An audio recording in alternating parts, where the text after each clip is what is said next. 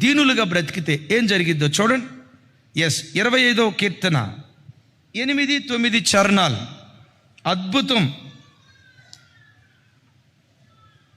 25వ కీర్తన 8-9 చరణాలు అందరూ గమనించాలి. యెహోవా ఉత్తముడును యథార్థవంతుడునై ఉన్నాడు, కావున తన మార్గమును గూర్చి ఆయన ఉత్తములకు ఉపదేశించును.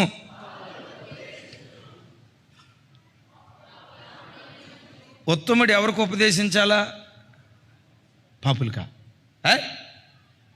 మీరు నాకు సంబంధించిన క్యాటర్ కాదురా, పోండి వెళ్ళిపోండి అని పాపులను తిరస్కరించకుండా ఉత్తముడై ఉన్న దేవుడు, యథార్థవంతుడైన దేవుడు తన మార్గాన్ని గూర్చి ఉత్తములకు ఉపదేశిస్తాడు, పాపులకు ఉపదేశిస్తాడు. దేవుడు తన మార్గాన్ని పాపులకు ఉపదేశిస్తున్నాడట. ఆయన ఉత్తముడే, ఆయన పాపి కాదు. ఆయన పవిత్రుడే, ఆయనలో ఏ పాపం లేదు. ఆయన పవిత్రుడైన దేవుడైనప్పటికీ తన మార్గాన్ని గూర్చి పాపులకు ఉపదేశిస్తున్నాడు. మరి ఉపదేశిస్తే ఏం జరిగింది? 9వ వచనం పెద్దగా న్యాయ విధిని బట్టి ఆయన దీనులను నడిపించును, తన మార్గమును దీనులకు నేర్పును. ఉపదేశించేది అందరికీ, నడిపించేది మాత్రం కొందరినే. ఉపదేశించేది అందరికీ, నేర్పేది మాత్రం కొందరికే. నా వైపు చూడాలి. ఉపదేశించేది అందరికీ. దొంగోడికి ఉపదేశిస్తాడు, దొరకి ఉపదేశిస్తాడు, పాపికి ఉపదేశిస్తాడు, పవిత్రుడికి ఉపదేశిస్తాడు, చదువుకున్న వాడికి ఉపదేశిస్తాడు, చదువు లేని వాడికి అందరికీ ఉపదేశాన్ని తెలియచేస్తాడు. కానీ ఎవరైతే ఆయన వాక్యం విని దీనులుగా, దేవా నేను అలా బ్రతకాలనుకుంటున్నా, నన్ను బ్రతికించవా దేవా, నువ్వు చెప్పినట్లుగా నేను జీవించాలనుకుంటున్నా బ్రదర్, దుబాయ్ బ్రదర్, దేవా నేను అలా జీవించాలనుకున్నా, నన్ను జీవింప చేయవా అని ఏ వ్యక్తి అయితే దీనుడుగా మారతాడు. ఎవరు దీనులు? ఎవడు దీనుడై నా మాట విని, పెద్దగా చెప్పాలి, ఎవడు దీనుడై నా మాట విని గడగడ వణుకుతాడో వాడు దీనుడు. అవునయ్యా ఈ పాపం నాలో ఉంది, అవునయ్యా ఈ గర్వపు స్వభావం నాలో ఉంది, అవునయ్యా ఈ బుద్ధిహీనత నాలో ఉందని ఎవడు దేవుని మాట విని గడగడ వణుకుతాడో ఆ దీనున్నట. అందరూ చూడాల. ఆ దీనుని ఏం చేస్తాడంట? చెప్పాలి గట్టిగా. అట్లా కాదు, ఎట్లా నడవాలంటే ఇదిగో నడక కూడా నేర్పుతాడంట, నడిపిస్తాడు. ఇప్పుడు ఈయన దీనుడు కాకుండా, ఇప్పుడు మా దగ్గర సేవకులు ఉంటారు అండి, ఎవరినైనా ఒక మాట గద్దించావు అనుకో, అన్న సరేనన్నా అని అన్నారనుకోండి, ఆ బిడ్డకి ఎంతైనా చెప్పాలనిపిస్తుంది, ప్రతి విషయం నేర్పాలనిపిస్తుంది. మన దగ్గర అట్లా లేరు, దేవుని కృప ఎవ్వరిలో అట్లా లేరు. ఒకవేళ గద్దించినప్పుడు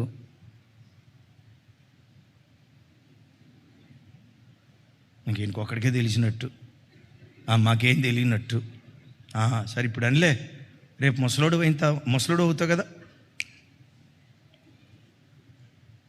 ఈ చూపు చూశారనుకో, నీకు ఒక దండంరా నాయన, నీ సహవాసానికి ఒక దండం. వద్దు, నేర్పలేం. నేర్చుకునే వారికి దేవుడు ఎంతైనా నేర్పుతాడు. లోబడేవాడికి ఎంత ప్రత్యక్షతలైనా దేవుడు అనుగ్రహిస్తాడు. ఉపదేశించటం మాత్రం అందరికీ ఉపదేశిస్తాడు, నడిపించేది నేర్పేది మాత్రం కొందరికే. ఎవరికో తెలుసా? దీనులకు మాత్రమే. ఆ దీనత్వం దేవుడు మనకు అనుగ్రహించును గాక. బిడ్డలారా, జీవిత కాలం ఆ దేవుడే నీ చెయ్యి పట్టుకుని నిన్ను నడిపించును గాక. పెద్దగా చప్పట్లు కొడుతూ స్తోత్రాలు చెప్దాం. ఆయన నడిపించేవాడు, నేర్పించేవాడు. ఎవరు నడిపిస్తున్నాడు, ఎవరికి నేర్పుతున్నాడు? ఆ దీనత్వం కృపగల దేవుడు మనందరికీ దయచేయును గాక. నంబర్ 1, దీనత్వం మనలో ఉంటే వీఆర్ ద డ్వెల్లింగ్ ప్లేస్. దీనత్వం మనలో ఉంటే లీడింగ్ దేవుడు నడిపిస్తాడు. అంతేనా? ఆ దీనత్వం దేవుడు ఒక వ్యక్తిలో చూస్తే బైబిల్లో రాయబడిన అద్భుతమైన మాట చూడండి. ఆ మాట కీర్తనల గ్రంథం 147 కీర్తన 6వ చరణం.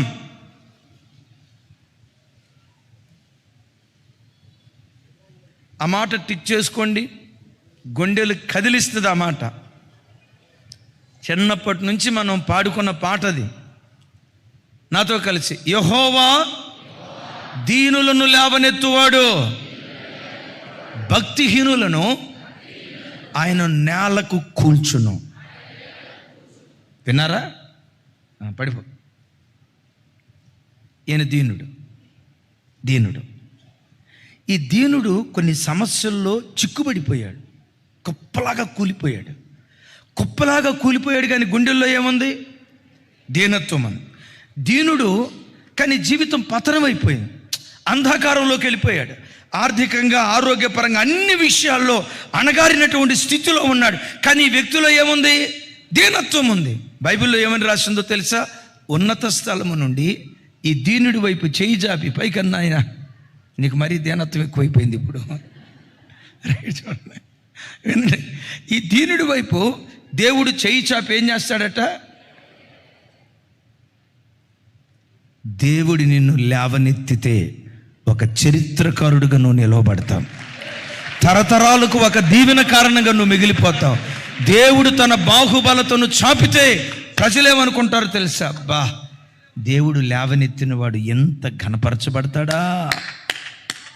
ఒక వ్యక్తిని దేవుడు లేవనెత్తితే ఎంత ఆశ్చర్యకరంగా ఒక వ్యక్తిని దేవుడు చూసే ప్రతి ప్రజకు ఔరా, ఆహా, ఔరా అన్నట్లుగా ఒక విస్మయం, ఆశ్చర్యచకితుడుగా నీ బ్రతుకుని దేవుడు మారుస్తాడు.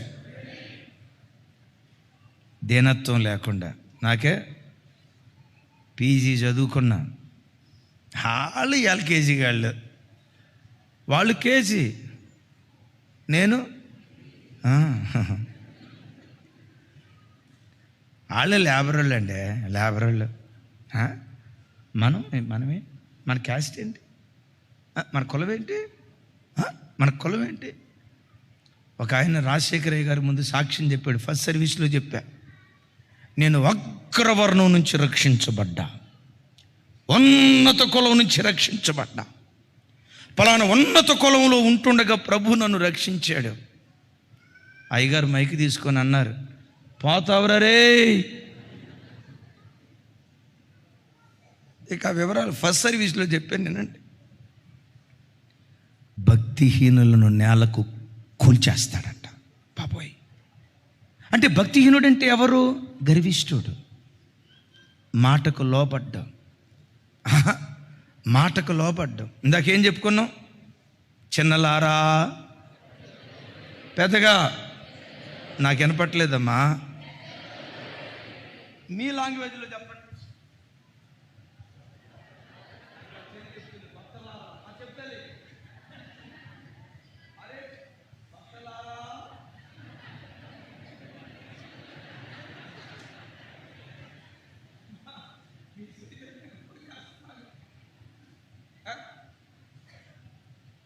చెప్పండి మీ భాషలో చెప్పండి. ఇప్పుడు భార్యలారా,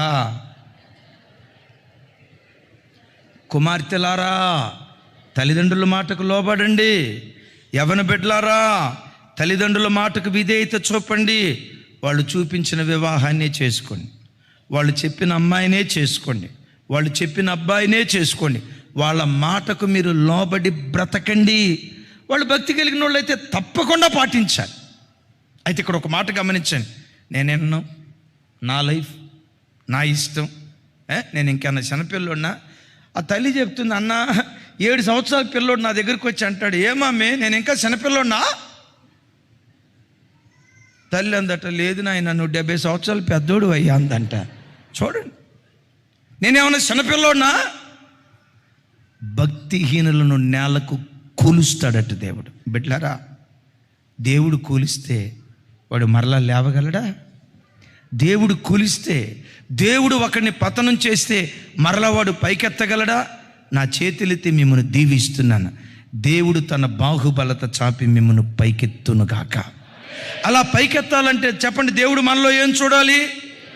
అద్భుతం. ఇద్దరు వ్యక్తులు, సౌలు, దావీదు. సౌలు ప్రారంభంలో చాలా మంచోడు. సమూయేలు ప్రవక్త అంటాడు. ఈ మాట ఎక్కడుందో మీరు ఇంటికి వెళ్ళిన తర్వాత బైబిల్లో చూసి మన యూట్యూబ్ లైవ్లో కింద కామెంట్ బాక్స్ పెట్టండి. నా వైపు చూడాలి. నీ దృష్టికి నీవు అల్పుడవై ఉన్నప్పుడు ఇశ్రాయేలీయులకు శిరస్సు వైతివి అని సమూయేలు ప్రవక్త సౌలుతో అంటాడు. నాతో కలిసి చెప్పండి, నీ దృష్టికి నీవు అల్పుడవై ఉన్నప్పుడు నీ దృష్టికి నీవు అల్పుడవై ఉన్నప్పుడు ఇశ్రాయేలీయులకు శిరస్సు వైతివి. ఎప్పుడు శిరస్సు అయ్యాడట? తన దృష్టికి, నీ దృష్టికి జస్ట్ ఐ యామ్ డస్ట్. ఏముంది ప్రభు అతిశయించడానికి? ఏ యోగ్యత లేకపోయినా నన్ను ప్రేమించావు, ఏ అర్హత లేకపోయినా నన్ను దీవించావు. నేనేమై ఉన్నానో సమస్తము నీ ఉచిత కృప అని ఆయన పాదాల చెంత నువ్వు శిరస్సు వంచితే, నువ్వు దీనుడిగా బ్రతికితే, నీ దృష్టికి నీవు అల్పురాలిగా బ్రతికితే ప్రజల మధ్యలో నిన్ను, నీ పిల్లలను శిరస్సుగా దేవుడు నిలవబెడతాడు, పైవారిగా దేవుడు నిలవబెడతాడు, తలమానికగా దేవుడు ఆశీర్వదిస్తాడు. నాకేం బ్రదరా 2 లక్షల జీతం, ఎంత? 2 లక్షలు. మాకే లేబరోడ్ రేకులు చెట్టుకొని ఉంటాడు, మాకే 3 కోట్ల రూపాయలు ఇల్లు. మన రేంజ్ చర్చికి ఇంత కాలం నుంచి వస్తున్నాం, ఏది గుర్తింపు? అల్లి మేమేంటి? కొంతమంది ఎట్టుంటారు తెలుసా? టచ్ మీ నాట్ అన్నట్టుంటారు. దేవుడు కూడా అంటాడు, నువ్వు కూడా నాకు టచ్ మీ నాట్ రా. వింటున్నారు ఈ మాట? నీ దృష్టికి నువ్వు అల్పుడు అయితే ప్రజల మధ్యలో శిరస్సుగా దేవుడు నిలవబెడతాడు. సౌలు జీవితం ఏమైందో తెలుసా? మొదట్లో ఉన్న దీనత్వాన్ని కోల్పోయాడు, మొదట్లో ఉన్న సాత్వికాన్ని కోల్పోయాడు, మొదట్లో ఉన్న తగ్గింపు స్వభావాన్ని కోల్పోయాడు. సమూయేలు ప్రవక్త వచ్చి, సౌలా ఎంత అవివేక పని చేశావు, నన్ను అవివేక పని చేసావంటావా, నేను బుద్ధి లేకుండా ప్రవర్తించానంటావా అని సమూయేలు ప్రవక్త అట్టుంటే అట్లా వస్త్రపు చెంగును పట్టుకోబోయాడండి. వస్త్రం 2గా చిరిగిపోయింది. దేవుడు అంటాడు, గర్వించావుగా, గద్దించినప్పుడు టచ్ స్క్రీన్ లాగా ముఖం మార్చావుగా, గద్దించినప్పుడు లోబడకుండా తిరుగుబాటు చేసావు కదా, నీ చేతిలో నుండి రాజ్యాన్ని దేవుడు లాగివేసి నీ పొరుగువాడి చేతికి అప్పగించబోతున్నాడు. మొదట్లో ఉన్న దీనత్వాన్ని కోల్పోయాడు. దావీదు ఉన్నాడు చూసారా, కడవరకు దీనుడిగా బ్రతికాడు. పెద్దగా ఆమేన్ చెప్దాం. కడవరకు దీనుడిగా బ్రతికాడు. కడవరకు దీనుడిగా బ్రతికాడు కాబట్టి అందరికీ కృపనిస్తే ఒక్క దావీదుకు మాత్రం శాశ్వతమైన కృపను దేవుడు అనుగ్రహించాడు. అడిగడి తీసుకురా. నా ఆశ, అందరికీ నూనె రాస్తే దేవుడు నీ జీవితంలో, నీ కుటుంబం మీద నూనె పోయాలి. చెప్పుకోండి గట్టిగా. నీ పిల్లల మీద నూనె పోయాలి. నిన్ను ఆశీర్వదించడం దేవునికి స్వల్పం. నా ఆశ, నీ పిల్లలను దావీదుకు చూపిన శాశ్వత కృప నీ పిల్లలకు నా దేవుడు చూపును గాక. 7వ అధ్యాయంలో అంటాడు, దేవుని సన్నిధిలో కూర్చొని కూర్చొని కూర్చొని రాజులాగా సింహాసనం మీద కూర్చొని కాలు మీద కాలు వేసుకొని, అమ్మా మీరు మోకాళ్ళ నొప్పులో నీ తప్పు లేదు, కూర్చోవచ్చు, అలాగని కింద కూర్చుంటేనే భక్తి అని కాదు నేను అనేది. దీనుడిగా కింద కూర్చొని, అంటే వయసులో ఉన్నాడు, ఏం పెద్ద వయసు కాదు, మోకాళ్ళ నొప్పి నడువు నొప్పి మీకులాగా లేదు. ఈ కాలంలో యవన బిడ్డలు కూడా అండి ఎక్కడ చైర్లు ఉంటాయి ఏమండి, ఆ కుర్చీ కూడా బాగా మెత్తగా ఉండాలంట. మరి ఒక చర్చికి వెళ్తే నాకు తెలిసి జాకబన్నకు తెలుసు, కాళ్ళు దాపుకునే కాడ కూడా మెత్తని సింధులాగా స్పాంజ్ పెట్టారండి. కింద క్వశ్చను, ఆనుకున్న చోట క్వశ్చను, కాళ్ళు పెట్టిన చోట క్వశ్చను, కూర్చున్న చోటే 3వ ఆకాశానికి పోతాడు. అంటే నిద్రలోకి పోతాడు. దేవుని సన్నిధిలో ఎప్పుడు దీనులుగా బ్రతకని కింద కూర్చొని అంటాడు, ఎంతటి వాడును నేనయ్యా,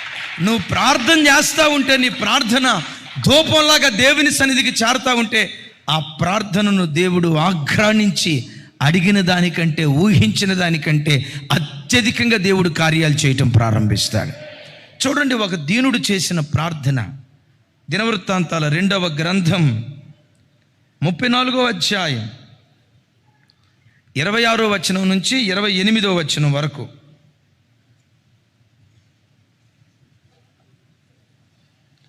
అందరూ చూడాలి.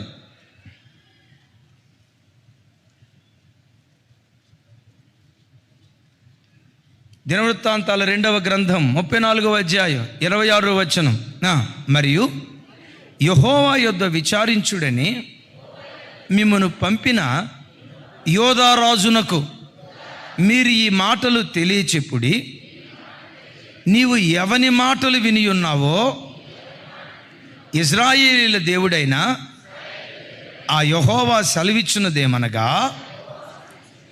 నీ మనస్సు మెత్తనిదై ఈ స్థలం మీదను దీని కాపురస్తుల మీదను దేవుడు పలికిన మాటలను నీవు వినినప్పుడు నా సన్నిధిని నిన్ను నీవు తగ్గించుకొని నీ వస్త్రములు చింపుకొని నా సన్నిధిని కన్నీళ్లు విడిచితివి గనుక నీ మనవిని నేను ఆలకించి తిని. చప్పలు కొడుతూ స్తోత్రాలు చేద్దాం. ఇక్కడ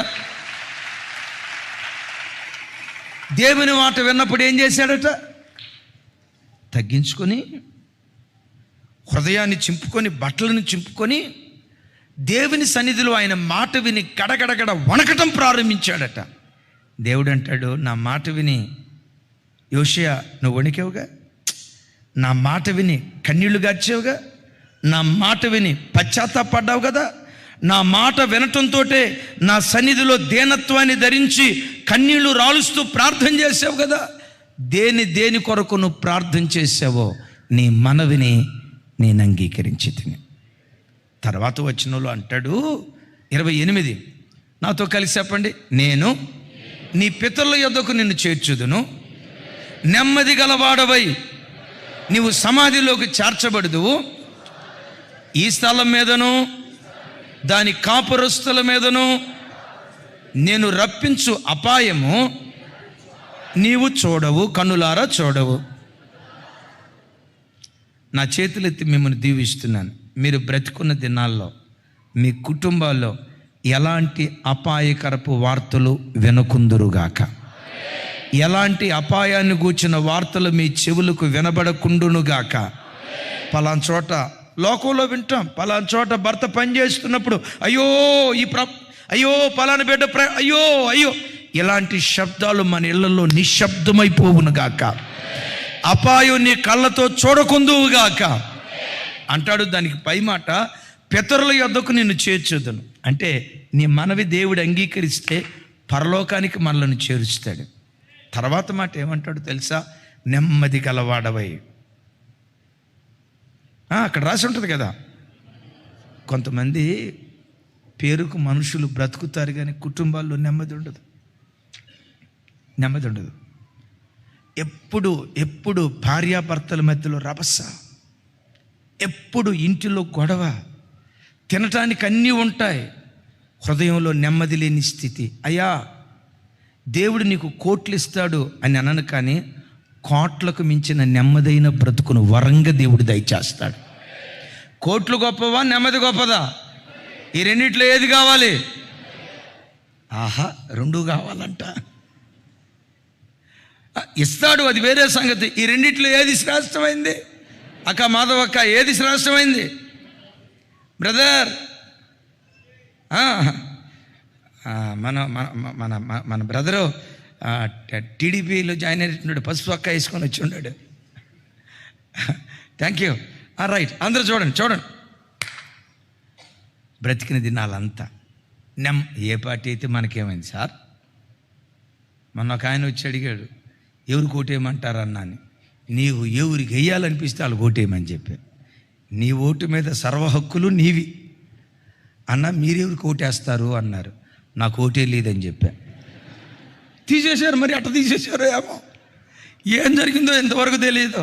2 సార్లు అప్లై చేసినా రాలేదండి. సరే వినండి, బ్రతికిన దినాలంతా నెమ్మదిగా బ్రతికే జీవితాన్ని వరంగా దేవుడు దయచేస్తాడు. ఎప్పుడో తెలుసా? దేవుని మాట విని నీ బ్రతుకును మార్చుకున్నప్పుడు, ఆయన మాట విని గడగడ వణుకుతూ ఉన్నప్పుడు, నీ పెదవులలో నుండి ఏ ప్రార్థన బయలుదేరినా మానక నీ ప్రార్థన దేవుడు అంగీకరించునుగాక. 4వది యాక్సెప్టింగ్. మనం దీనులుగా బ్రతికితే number 1 dwelling, number 2 leading, number 3 lifting, number 4 accepting. నువ్వు ఏ ప్రార్థన చేసినా అంగీకరిస్తాడు. అడిగిన దానికంటే ఊహించిన దానికంటే అత్యధికంగా దయచేస్తాడు. వీటన్నిటికి మించిన గొప్ప ఆశీర్వాదం చూడండి. మత్తయి సువార్త, మత్తయి సువార్త చూడండి, 5వ అధ్యాయం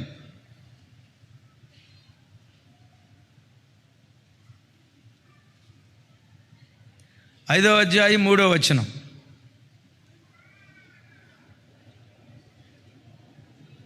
ఆత్మ విషయమై దీనులైన వారు ధన్యులు, పరలోక రాజ్యం వారిది. ఒక వ్యక్తికి దీనత్వాన్ని అనుగ్రహించేది ఏది? ఒక వ్యక్తికి పరలోక రాజ్యాన్ని అనుగ్రహించేది ఏది? చెప్పాలి. ఒక వ్యక్తికి పరలోక రాజ్యాన్ని అనుగ్రహించేది ఏది? బ్రదర్ కాంతయ్య బ్రదర్, ఏది అనుగ్రహిస్తుంది పరలోకం? ఎవడు దీనుడుగా బ్రతుకుతాడో ఆ దీనుడు పరలోక రాజ్యంలో కూర్చుంటాడు. నేను ఒక మాట అంటానండి, ఒక వ్యక్తికి దీనత్వం పరలోక రాజ్యాన్నే ఇవ్వగలిగిందంటే పరలోక రాజ్యానికి మించిన ఆశీర్వాదం ఏమైనా ఉందా? నేనంట 100 కోట్లు మనకి ఇవ్వగలిగిన ఆయన ఓ 10 కోట్లు ఇవ్వలేడా? మీరు ఎట చూస్తున్నారంట, ఎక్కడున్నాయో అర్జెంటుగా మాకు ఇప్పించేయనన్నా, ఈ బాధలన్నీ పోతాయి. ఆమెన్. 100 కోట్లు ఇవ్వగలిగిన వాడు 10 కోట్లు ఇవ్వలేడా? 100 కోట్లు ఇవ్వగలిగిన వాడు 100 రూపాయలు ఇవ్వలేడా? 100 కోట్ల కంటే శ్రేష్టమైనది పరలోక రాజ్యం. నేనంట పరలోక రాజ్యాన్ని మనకు నివాస స్థానంగా ఇవ్వగలిగిన దేవుడు భూలోకంలో సుఖంగా సౌఖ్యంగా బ్రతకటానికి కావలసింది ప్రభు మనకు దయచేయలేడా? అదే ఇవ్వగలిగిన వాడికి ఇది దేవునికి స్వల్పం. అయితే ప్రభు బిడ్డలారా, మన ఒక్కొక్కరి ఆశ ఏ విధం చేతనైనా పరలోక రాజ్యాన్ని స్వతంత్రించుకోవాలి. ఆ పరలోక రాజ్యాన్ని స్వతంత్రించుకోవాలంటే చెప్పండి, ఆత్మలో, పెద్దగా చెప్పాలి, ఆత్మ విషయమై. యేసు ప్రభు వారి దగ్గరికి శిష్యులు వచ్చారు. దేనికోసం వచ్చారో తెలుసా? వాళ్ళు ఎంత పుణ్యాత్ములో చూడండి. 1 నిమిషంలో చెప్తాను. బాబు, నేను సిలువకి అప్పగించబడబోతున్నాను, నేను చనిపోబోతున్నాను అని చెప్తే, యేసయ్య చనిపోబోతున్నారన్న వార్త విని ఏడ్చిన పుణ్యాత్ముడు ఒక్కడు లేడు. ఏడవకపోగా వీళ్ళేం మాట్లాడుకుంటున్నారు తెలుసా? ఈయన చచ్చిపోతే ఇప్పుడు మన అందరిలో పెద్దోళ్ళు ఎవరు? ఒక ఆయన అంటాడు నేనే, ఇంకొక ఆయన అంటాడు నేనే. చనిపోబోతున్నానని చెప్తే ఏడ్చిన బాప్తో ఒక్కడికి లేదు. ఏడవకపోగా మనలో పెద్దోళ్ళు ఎవరు? యేసయ్య దగ్గరికి వస్తే ఏమంటాడు తెలుసా?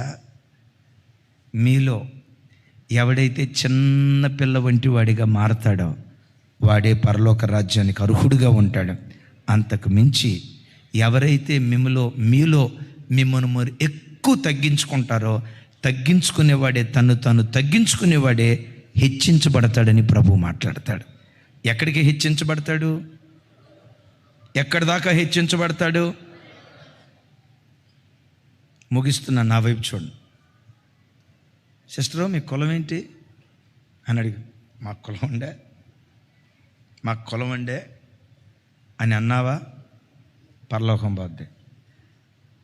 కారు మీద వెళ్ళేటప్పుడు మాకున్న కారు పరలోకం పోద్ది.